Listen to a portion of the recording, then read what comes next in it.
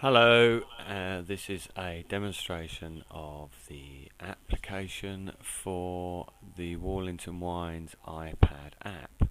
As you can see, we've started up the application. On the left hand side here we have all of the products loaded into the database. If we click favourites, obviously we can have some favourites that are sold quite often. Under categories we can see champagne, pink wine, red wine, rosé and white wine. So if you know what you want, you can go straight into reds and it shows you all the reds. Okay, and then from here you can see it says, I don't know if you can see that, but it's £8.40, and we press £8.40 and that goes into the database. £8.40 obviously adds the VAT at the bottom here, which is £1.68 if you can see it on your screen, and total top right hand corner says £10.08. Okay, you can see that there. We can put our customer's name up here and their email address.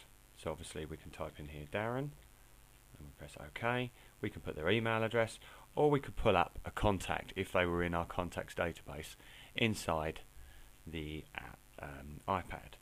Here obviously we can fill in the billing address, so I'll just put in here Whittam for argument's sake, and then obviously a shipping address. If he was going to deliver it to me by hand, being Chelmsford for argument's sake, then we know he hasn't had to deliver it anywhere. So we carry on going through our app. We'll have a bottle of Amarone. Oh, actually we'll have two of those.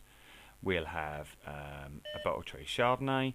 We can have it give the description, but we can, on discussion with John, we will probably remove the description. So it doesn't appear, because you know what wine it is. It is not necessary to have this item in here, so we can obviously remove that. Now you can see it's £71.16, and if we go to the bottom of the app, it will say obviously it's £59.30, which is showing there, with £11.86 of VAT. If we hit discount, we know it's £71.16, so we might say, well, we're going to give somebody, either £5 off. As you can see, you could say a discount of £5 or a percentage discount. So we could say, well, we'll give him 20% discount. Okay, so that will then make the discount, bottom corner here, as you can see, discount of £11.86. Then obviously tax on that gives us a total, top right hand corner, of £56.93. Once the customer obviously has decided to have that, you'll then say accept payment. So you press down here, the little credit card symbol. What payment? It shows you £59. Sorry, mistake. £56.93.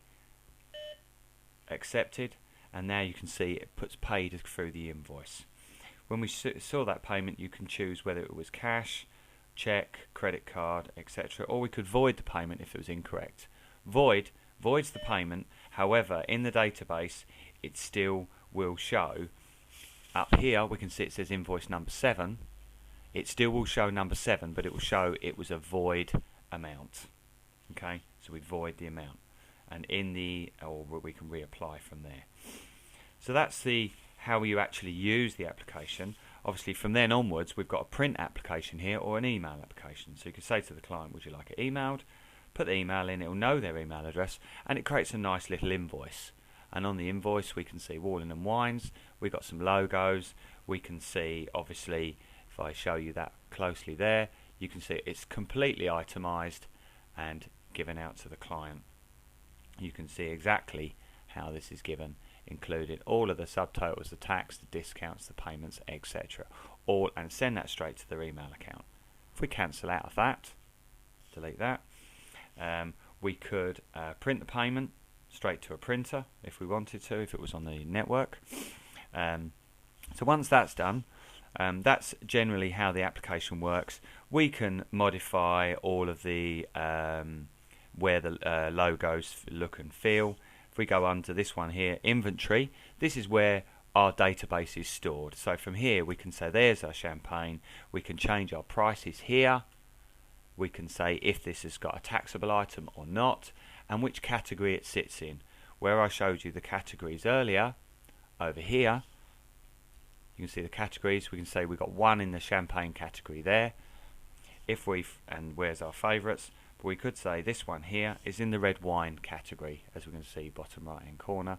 But however, we could say, well, actually that was incorrect. We could remove it from the red wine category, yeah, and obviously then press the plus button down the bottom here and add it to a different category, and so on and so forth.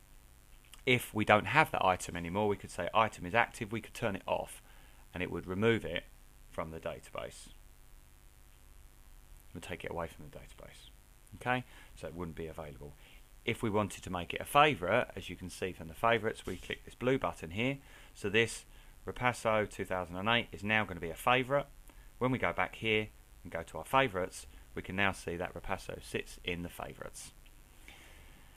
Once we've done all of this, we then want to say, we can see our history up here. So we can see, if I say sales by month, it will give me all of the sales in that month, of which wines I've sold and how much I've taken.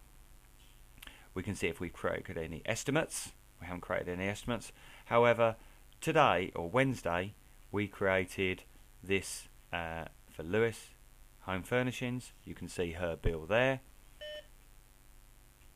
And we could say by date. We could say, well, what did I do this month? And under this month, it would then go through what sales we did this month. Obviously being the 1st of September today. However, we could say in August, and there's all our invoices for August. Each person itemised out their names, addresses, and so on and so forth. And then what we can do is we can say up the top here, we can say email this report. We email this report. Do we want a summary? The summary will just give like this view is here. Name, who it is, and how much they took. However, a detailed report will then give us, if you can see here, a complete detail of who had what, how many, how much was taken, every part of the system, and exportable as a CSV on the bottom left hand corner here for going into any accounting package to extract any of the data. Go back, delete draft. If you want to add a new item, you go to your inventory, and obviously we can add a new item, a new category, send the item list to an email. So we can add on the fly. If you decided new item, you then bring up the item. You could add a photo, give the item a photograph, use, puts the photo in, put it in, and there's your one time. Once that's done in the database, you would then back it up to either iTunes, email, or Dropbox to be added to the next iPad, and so on and so forth. So all are talking from the same database. Hopefully that's enough information for John to demonstrate this to his partner, and I look forward to any questions or anything else you would like to see about the application. Okay, thank you very much. That's Darren Harker from Kemco IT. Thank you.